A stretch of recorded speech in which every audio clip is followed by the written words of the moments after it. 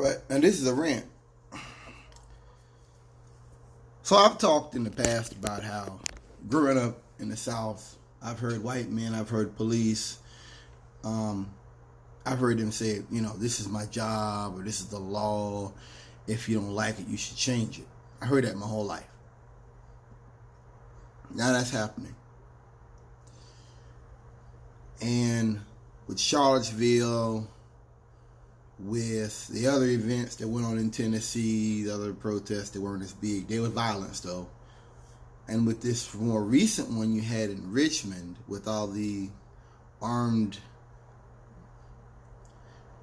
people that showed up, it's got me to thinking about a few things. First of all, that if the Caucasian can't keep his society the way he wants it, people will die. And they talk about taking back their country and all that. And that's it, they put this patriotic, beautiful thing on it. And nothing beautiful about it. They're talking about killing people. That's it. That's how I see it. Now, if the Democrats take the House, or take the Senate, if they take the Senate, because I've been looking the last couple of days, I may have mentioned this in a previous video, I really believe Republicans shot themselves in the foot. That I've been saying for a while that I like to see them do this kind of stuff where they just say, no, we're not going to view the evidence, we're not going to view the witnesses, because I think it pisses a lot of folks off when they do that, when they just, it looks like a cover-up when you do stuff like that. Whether you're Republican or Democrat, it's a cover-up. It does. You are basically taking the very teeth out of the legal system that you say you believe in. You don't get to enforce some laws and not enforce others. Not how this works, baby. Not how this works. A trial without witnesses. A trial without evidence. And then saying because the House didn't view the evidence, certain evidence, they don't got to view it. They don't have to view it. Basically saying that from the beginning, your intention wasn't even to kangaroo court. You're just there to listen. And right. I am left with the opinion that if we do take over the Senate, if we do have a supermajority, there could be serious violence in this country because the Caucasian is scared. He's very scared because his value system is at odds with everybody else. So I was reading something this morning about this guy. He's an Indian. He's from Pakistan or something. And he's like a IT guy. Everything he talks about, family and stuff, he's a Republican. He likes Mitt Romney, but he's not voting for Trump. He's not supporting Trump. And I'm reading the article. I don't remember where, New York Times, something. And I'm like, dude, Trump could have snatched this man up. Yes. What they were talking about the shift in politics in Virginia and how the suburbs is becoming more and more blue. I've spoken on this in the past about these white women, these single white women and their kids. Not that they're, Black Lives Matter and they're going to come protest for me. No, they're not. But they're not trying to hear their sons coming home talking that racist shit. They're not going to have it. And you've seen this stuff take place, and Trump has lost those people, okay? I talked about that in the past. He's lost them. And if he hadn't have done certain things, he could have kept them. A lot of white folks like what Trump talks about, but he went from the Southern strategy to just straight bona fide racism. And that's just, that's what it is. That's what people like him do. Like, Trump's got so much money that he doesn't care. I believe he doesn't even care. I don't believe he even thinks about how people view things and the way the world is changing. He doesn't care. So that group, like I said, that group is gone. I was reading that I'm like, dude, lower taxes. He's talking about, family. Dude, this is a Republican. And Trump has lost him. And I think that the folks that protect Trump have set that tone. Because, see, We're all developing. Even congressmen and senators are developing. We're all developing our political philosophy, social philosophy, and all that. Everything you do, you're developing something. When I work out in here, I'm developing my muscles. I mean, I look like it, but I'm getting in shape, you know. But I thought that was very interesting to see that. And that's going to continue. The outgrowth of the suburbs and these people from different areas, different demographics who... And he was talking about how he was scared by Charlottesville. He was scared by that. You know what I mean? You think that fear isn't equal into a different type of political philosophy?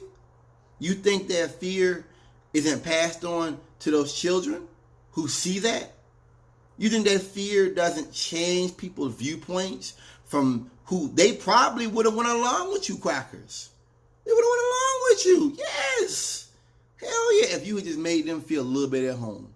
But instead, you didn't. Oh yeah, Trump, you know, they tried that in the beginning, but they don't even care anymore about that stuff. They don't. They don't even care anymore about being seen as racist. I mean, now you see it where when you call Trump racist, they're like, well, what do you mean by racist and stuff like that? That's where we are now. That's where we've gotten to now. They talk about it's a new country, it's a new order. That's it. You've changed. In your mind, your goalposts have moved 50 yards back. They're not, everybody else is like, whoa, like, because they're not even, you know. I find that extremely interesting. But yeah, man, we face some serious violence. And I was thinking about this. The Black Panthers marched on the Capitol in California years ago. Some of those guys are still in prison. And I was looking at pictures of white men running around the Capitol in Kentucky with masks on and rifles and stuff. What's the difference? What's the difference? Okay? These motherfuckers got on body armor, ski masks. You know what it is, too? I talk about white riots and black riots. How white folks riot. White folks riot all the time. White folks riot when they lose hockey games up in Canada. Happens all the time. What was it? The Los Angeles Lakers, they won a championship years ago. That was a big riot. What was it? Woodstock 99. That wasn't nothing but white people. You look it up. That was a riot. That was a Joe Paterno. That coach that was protecting the pedophile. He got fired. They had a riot. White folks riot all the time. White folks riot, burn shit up, turn over cars all the time. But you don't see police come out there with the body armor and vest, do you? When they go out and get drunk. You don't see that. You don't see cops bring that same response to when black folk go places. And even when black protests don't get violent, it's a different response. Black, and not just black people, just Hispanics too. There's a different response because there's a social change there. Those white people in these colleges protesting, they are the future of this society. They're the future. I've seen white folks back these cops down. I don't know what they I've seen it. These black people, it's different because if we got our shit together, we would really be a danger to the powers that be, and they know it. It's a different order. It's a different consciousness those police, those security forces bring when it's Black Lives Matter or something. It's very different. You can feel it. And so I find that incredibly intriguing to see this. You know, the pictures of Black Panthers out there with the guns and stuff like that. And you got people running around with ski masks. And what's changed? You know what's changed is you're losing control of your government, white man. And you know it. You were afraid of Fred Hampton. You were afraid of Medgar Evers. You were afraid of Dr. King. You were afraid of Malcolm X. You feared that because you had the control and you were afraid of them of losing it. Now the Caucasian is losing control of history. We're all locked out, but the Caucasian is locked out, and he knows it. I've done videos talking about. I go on survivors boards and stuff, and they talk about COINTELPRO, and they talk about police beating people up, videotape, and I'm just like, wow. I'm like, that was done to blacks. That's why I always say black people are the canary in the coal mine. We are. We're not the only people that have significant social issues, But we have everything done to us first. We're brutalized first. We're beaten first. We're abused first. And to see white men talk about, well, this could be done, about things that were done to us first, that makes me sit back in my chair and just get quiet for a minute. And I know how Caucasians do. They don't want to think about that. They don't care about history. Unless it's George Washington and the history that's an apologist for white supremacy. They're colorblind, which means they don't care about our history. What did Chris Head just say? It's a certain forgetting. They know everything, but there's a certain forgetting of what was done to blacks and Indians. A certain forget, and then you have they should be thankful they be worshiping trees instead. I know. You're right. It's better that we be at war with 5 countries at the same time, and every 10 years we get into a nuclear showdown. That's better, right? Because nuclear nukes go off, we're all gonna die. Yeah, that's so much. It's so much better. I have this car and the TV and phones and all that. We're at constant war. You could make that point if we weren't. We're constantly. We were at war in Mom's time. We're at war now. And I just war, not just the oppressor, but I mean, I'm talking about to the point where people are threatening nuclear war and threatening major confrontations. This oppressor is always at war. Always. I realize that more and more. They'll never be, the dudes about the fascist psyche, they seek oblivion. They seek destruction. There's no forgiveness for them. There's destruction for them. That's it. They seek destruction. That's all they'll find. So, but I just like it. To me, it's very interesting to see that. It's kind of humbling to see it. To see that, as Malcolm said, the chickens have come home to roost. That's quite humbling.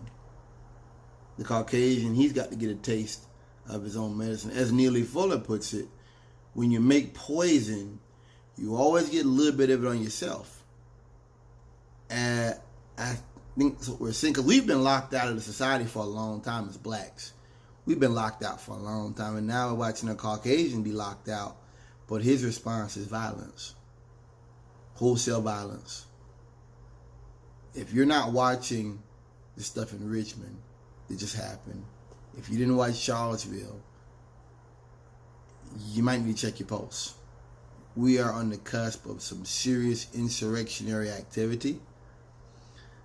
I honestly kind of welcome it, because I don't think for 1 minute the military is what they think about the military's gonna come over to our side. I don't think so. You know what happened? They'll do you just like blacks were done today. Like I said, remember that told you that cultural forgetting. They're forgetting how were blacks treated when that happened. Since you're always talking about the Second Amendment and right to free speech, how were blacks treated when we did that? When we charged the state capitol right? What happened then? Communists? Terrorists? Yes. The ugly brush that was put upon those words back then, Marxist. Yes. You think they can't change things around and make you guys out like terrorists? You got another thing coming. They will destroy you in a court of public opinion. You've got to. That's the thing about the Caucasians, is that they don't get it. It's a dumbed down society. Whether you're a socialist, whether you're a fascist, you're dealing with a dumbed down society. And a lot of people are going to just repeat what they see on CNN, baby. That's all there is to it, man. So if they come out here and they put some stuff on you, guess what? You're now a criminal organization. Military's not backing that. I said this before. They'll do something to color what you're doing with a broad brush. And guess what? You'll be destroyed. I believe they got ethnic weapons, and they got tanks they have on the bottom of the helicopter that come over, just drop gas. I believe they got stuff like that. You're not going to see Ukraine in America. What happened to Ukraine? You're not going to see that here in America, where people just start rioting and taking over the city. That's not happening. That's not happening. Go ahead and get that out your head. That's not happening. They'll have some kind of a test on that city and kill 1,000 people and say, oh, it was an accident. Yep. So, peace out.